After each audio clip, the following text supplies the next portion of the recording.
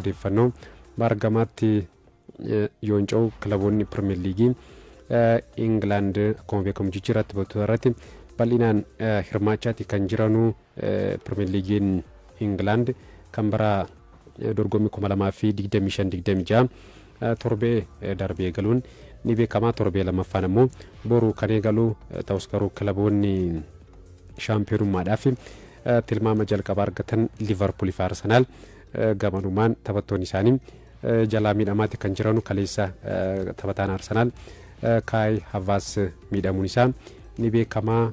Kan Liverpool ammoo Jeremy Frimpong hagam direedhaa fagaatu leenjisaan kilabichaa Arne Slot deeqaa muraasa dura yaada kennaniiru taphoota murteessoo irratti taphataan kun hin taphatu kan isaan jedhanii jijjiirraa ganna kanaatiin Bayer Leverkusen gadhiisuudhaan Liverpool fi kan mallatteesse Frimpong Liverpool taphataa kilabichaa Trent Alexander bakka kanatti taphachaatti kan ture saratisaa qarqara mirgaarratti bitaarratti taphachaatti kan ture bitaarratti Robertson akkasumas ammoo mirgaarratti Andy Robertson taphattoonni kunneen ga'umsa olaanaa Liverpool keessatti bara dorgommii 3 darban taphachaatti kan turani. Amma Liverpool qarqara mirgaarratti Trent Alexander Arnold erga gadhiisee booda Frimpong bakka buufate saffisaan taphataan kun garichatti madaquudhaan Frimpong goolii galchuus eegaleetti kan ture. Waancaa Community Shield goolii isaa jalqabaa Crystal Palace irratti galcheetti kan ture. Jimaata darbe ammoo Premier League Englandiin taphasaa jalqabaa fooytuu Liverpooliin taphachuun isaas ni beekama. Ta'us garuu tapha jimaata darbeetiin Frimpong taphicha xumuruu hin dandeenye sababa miidhamaatiin jijjiirame dirreedhaa kan ba'e hagam dirreedhaa akka fagaatu eegamaati kan ture. Taphoota intarnaashinaala booda gara dirreetti akka deebi'u leenjisaan kilabichaa kan Liverpool Arne Slot kan isaan dubbatanii hanga fulbaana dhufutti Liverpool fi hin taphatu jechuudha.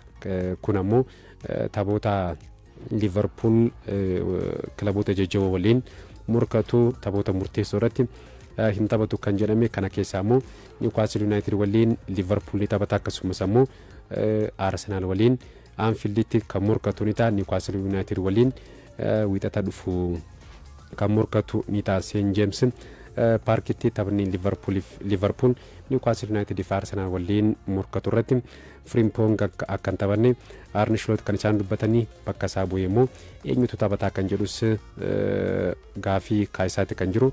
Akkuma sila kaasee Trent Alexander Arnold kilabicha gadhiiseera. Conor Bradley ammoo miidhama irratti kan argamu. Miidhama irraa bayyanachuudhaan garuu har'a shaakala akka eegale Slot kan isaan dubbatanii. Joe Gomez ammoo tarii bakka kana bu'ee ni taphataaf kan eegamu. Kan duras bakka kana irratti taphachaatti kan ture. Odeeffannoo biraatiin ammoo kilaboonni Premier League England riikardii haaraa kan isaan fooyyessanii gatii jijjiirraa taphattoota kan isaan fooyyessanii kan waqtii jijjiirraa tokko qofa kilaboonni Premier League England kan isaan fooyyessanii bara dorgommii bara 2023 kilaboonni Premier League England jijjiirraa gannaatiin paawundii biliyoona 2.36 jijjiirraa taphattootaatiif baasuudhaan liigichaan riikardii ta'uudhaan hanga ammaatti galmaa'etti kan ture. Riikardiin kun garuu har'a kan fooyyee kilaboonni Premier League Englandatti hirmaatan 20 ganna jijjiirraa ganna kanaatiin paawundii biliyoona 2.37 baasuudhaan riikardii bara 2023 ture kan isaan fooyyessanii Liverpool, Chelsea, Arsenal, Manchester United, Tottenham akkasumas Manchester City illee hanga kilaboota kanneen maallaqa olaanaa baasus garuu kilaboonni kunneen jijjiirraa ganna kanaatiin maallaqa olaanaa jijjiirraa taphattootaatiif kan baasanii Liverpool maallaqa olaanaa jijjiirraa taphattootaatiif baasuudhaan dursaati kan jiru. Kilaboonni Premier League England keessatti hirmaatan ja'amoo jijjiirraa ganna kanaatiin qofa riikardii kilaba isaanii kan isaan fooyyessanii Liverpool, Leeds United, Brentford, Sunderland, Burnley akkasumas ammoo Nottingham Forest riikardii jijjiirraa kilaba isaanii kilaboota fooyyessanii kilaboonni championship Ingilandi gara Premier League Ingilandi tol guddatan lama Sunderland fi Burnleynis jijjiirama taphattoota irratti bal'inaan hirmaachuudhaan riikardii kan kilaba isaanii ganna kana fooyyessaniiru. Liverpool Florian Wirtzsiif paawundii miliyoona 100 fi miliyoona 16 Bayer Leverkuseniif kaffaluudhaan riikardii kilabichaa kan fooyyesse paawundii miliyoona 100 kan kaffalamu jijjiirraa taphataa kanaatiif paawundii miliyoona 16 garuu ga'umsa akkasumas immoo milkaa'ina Florian Wirtz Liverpool keessatti galmeessuu ilaaluudhaan Liverpool paawundii miliyoona 16 Bayer Leverkuseniif kan dabaluun ta'a waliigalaan paawundii miliyoona 100 fi miliyoona 16 Liverpool jijjiirraa kana taphataa kanaatiif kan baasuun ta'a. Brentford ammoo daangootaara paawundii miliyoona 42.5 kaffaluudhaan riikardii kilabichaa kan fooyyesse. Bournemouth diyaakaatee fi paawundii miliyoona 34.5 Burnley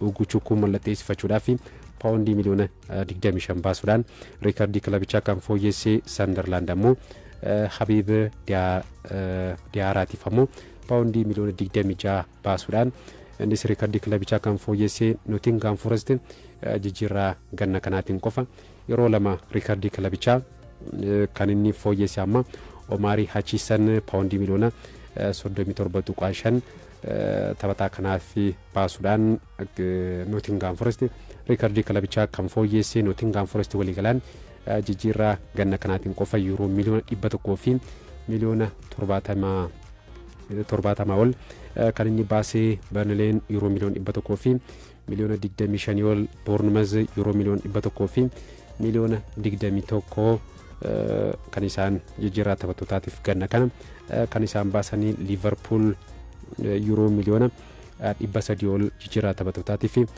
kan baase gara paawundiitti kan jijjiiroote ammoo paawundii miliyoona 200 fi miliyoona 90 ol Liverpool jijjiirraa taphattootaatiif kan baase. Ammas Mark Gay fi Alexander Isak mallatteessifachuudhaaf hojjechaati kan jiru. Chelsea, Manchester United, Arsenal ammoo yuuroo miliyoona 200 ol kan isaan baasanii Arsenal eezee mallatteessifachuudhaaf waliigaluun isaan ni beekama. Kanaafis maallaqni jijjiirraa taphattootaatiif riikardii ta'ee jiru kun daranuu ol ni dabalaatiif kan eegamu. Odeeffannoo biraatiin ammoo leenjisaan Chelsea Enzo Marescaan tapha boruu Premier League Englandiin West Ham United waliin qaban ilaalchuudhaan ibsa miidiyaaleef kan isaan kennanii taphni kun boruu halkan sa'aatii 4 eegaluudhaan kan taphatamu ni ta'a. Leenjisaan kilabichaa Marescaan taphattoota tapha kanaan taphatan akkasumas immoo miidhamarra jiran ilaalchisuudhaan yaada kan isaan kennanii. Nicholas Jackson fi Christopher Nkunku tapha boruutiin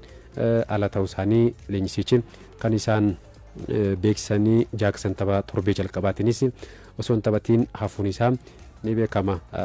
Torbee darbee Chelsean Premier League England torbee jalqabaatiin Crystal Palace waliin qixa bahuun isaa ni beekama. Miidhamaan torbaatiiwwan hedduuf dirreedhaa kan fagaate Levi Colwill taphataa kana bakka buusuudhaaf jijjiirraa taphattoota irratti Chelsean akka hin hirmaanne Enzo Marescaan kan isaan dubbatanii taphataa kana bakka buusuudhaaf taphattootuma kilabicha keessa jiran ilaaluudhaan bakka buusne jechuudhaan kan isaan dubbatanii. Kaalatamuu Tosin Hadarabiyoo akka deebi'us dubbataniiru. Wesley Fofana ammoo Chelsea keessatti gammadaa ta'uu Enzo Marescaan kan isaan dubbatanii. Romeo Lavia fi Badashileen ammoo borus miseensa garichaatiin ala akka ta'an Enzo Marescaan kan isaan dubbatanii. Taphattoonni kunneen lachanuu sababa miidhamaatiin torbee jalqabaas osoo hin taphatiin kan isaan hafanii. Chelsean taphattoota hedduu jijjiirraa ganna kanaatiin ni gurguraatiif kan eegamu. Taphattoota hedduu mallatteessifachuun isaa ni beekama. Jackson, Raheem Sterling, Christopher Nkunku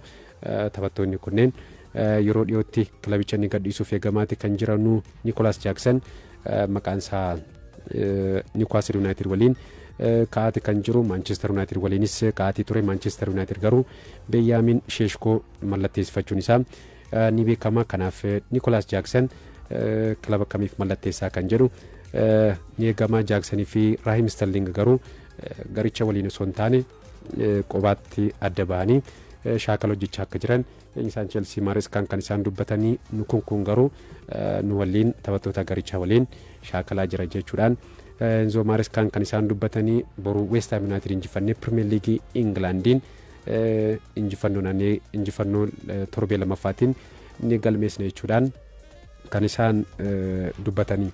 Leenjisaan Chelsea Enzo Marescani torbee jalqabaatiin Crystal Palace waliin goolii malee adda kan isaan baanii taphichaan Chelsean ga'umsa gadaanaa mul'iseeti kan ture. Boru garuu taphattoonni kilabichaa ga'umsa gaarii mul'isuudhaaf gara injifannootti deebi'uudhaaf qabxii 3 argachuudhaaf qophii akka ta'an leenjisichi dursanii kan isaan dubbatanii.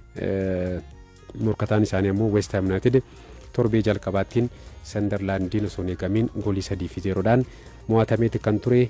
Nis gara injifannootti deebi'uudhaaf Chelsea waliin darbii Londoniin kan waliin morkatanii ta'u. Odeeffannoo jijjiirraa toon darbuu Claudio Echeverri Bayer Leverkuseniif kan mallatteessee jijjiirraa ergisaadhaan Manchester City gadhiisuudhaan Bayer Leverkuseniif kan mallatteessee Manchester Cityin taphattoota garichaa ofirraa hir'isaati kan jiru. Leenjisaan kilabichaa Pep Guardiolaan taphattoota garee bal'aa ta'e yookaan ammoo taphattoota 25 ol ta'an garee kana keessanii jiru. Taphattoota miseensa bal'aa ta'e osoo hin taane taphattoota muraasa qofa qabadheen bara dorgommii kana morkadha jechuudhaan kan isaan dubbatanii ta'uu baannaan garuu kilabicha gadhiisuudhaaf qophii akka ta'an kana dura dubbataniiti kan turanii. Amma garuu taphattoonni muraasni kilabicha gadhiisaatti kan jiranuu. Har'a Echeverriin Bayer Leverkusenitti kan makame torbee kanuma keessa Jack Grealishnis jijjiirraa ergisaatiin Evertoniif mallatteessuun isaa ni beekama. Odeeffannoo Baarseloonaa wal qabatuun ammoo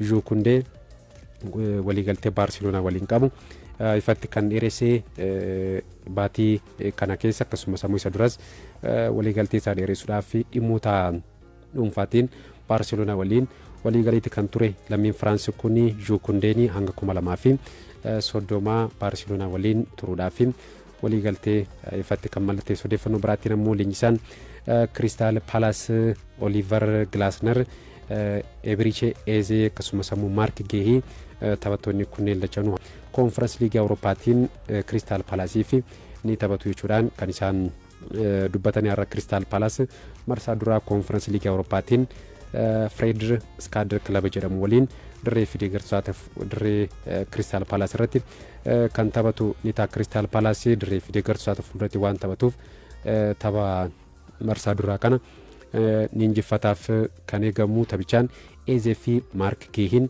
akka hirmaatan leenjisaan kilabichaa Oliver Glasner kan isaan dubbatanii.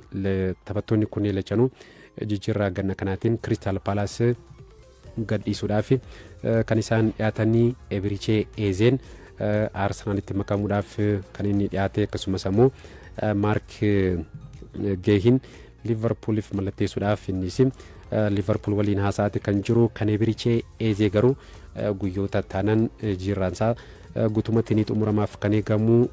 Har'a inumaayyuu deeggartoota Crystal Palacetti nagaa ni dhaammataaf kan eegamu. Crystal Palace fi har'a taphasaa xumuraa ni taphataaf kan eegamu. Har'a taphasaa xumuraa Crystal Palaceef taphachuudhaan boru qorannoo fayyaa taasisuu akka danda'us miidiyaaleen kan England Sky Sport akkasumas ammoo BBC Sport gabaasaatti kan jiranu. Kanaaf ammoo Arsenal Crystal Palace akkasumas ammoo dhimmoota dhuunfaatiin Eze waliin waliigaluun isaanii beekama. Liverpoolis ammoo sarratti isaasaa daran cimsachuudhaaf Mark Gehin hordofaatti kan jiru. Taphoota lama darbaniin Liverpool Premier League Englandiin Bournemouth 4-2 injifateen akkasumas ammoo waancaa Community Shieldiin Crystal Palacein penalitiidhaan mo'atameen sarara itti sararaan hanqina akka qabu kan mul'ate. Kanaaf ammoo Mark Gehin mallatteessifachuudhaaf hojjechaati kan jiru. Dursee ammoo seereetiliirraa taphataa umurii 18 mallatteessifachuun isaa ni beekama. Leenjisaan Crystal Palace Oliver Glasner Eze fi Mark Gehin har'a ni taphatu. Harka dhibba waan qaban hunda kilaba kanaaf ni kennu jechuudhaan kan isaan dubbatanii. Crystal Palace wal qabatee Eze bakka buusuudhaaf kilabichi Yeremi Pino hordofaa akka jirus kan gabaafame. Odeeffannoo kiyya xumuraatiin Leeds United taphataa 9ffaa mallatteessifachuu kilabichi kan beeksisee Noah Okafor ifatti kilabichaaf mallatteessira. Leeds United paawundii miliyoona 18 AC Milaaniif kan inni kaffalee. Taphataan kun taphoota 54 goolii 7 AC Milaaniif kan galchee. Lammii Switzerland kun waliigaltee waggoota 4 Leeds United fi kan mallatteesse